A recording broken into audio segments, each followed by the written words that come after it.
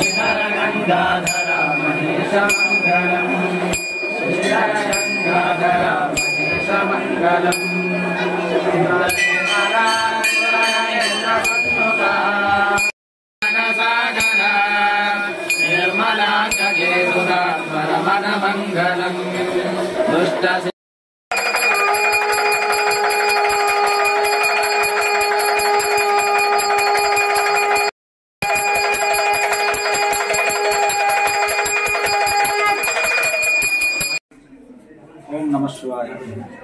మన ఓదెల క్షేత్రంలో వెలిసినటువంటి శ్రీ బ్రహ్మరాంబ మల్లికార్జున మహాస్వామి సన్నిధానంలో ఈరోజు సుబ్రహ్మణ్య షష్ఠి పురస్కరించుకొని స్వామివారి సన్నిధానంలో శ్రీ వల్లి దేవసేన సమేత శ్రీ సుబ్రహ్మణ్య స్వామి యొక్క అభిషేకము ఆరాధన అత్యంత విభంగా చేయడం జరిగింది.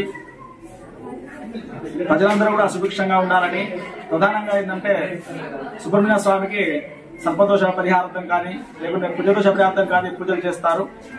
అదేవిధంగా ఇక్కడ స్వామివారిని ఈరోజు భక్తులందరి సుభిక్షంగా ఉండాలని కోరుకుంటూ ఈరోజు శ్రీ సుబ్రహ్మణ్య స్వామికి ఆరాధన చేయడం జరిగింది. కావున భక్తులందరూ కూడా స్వామివారి సేవలో తరించి సిద్ధరాజు కారణం కోరుచున్నాము.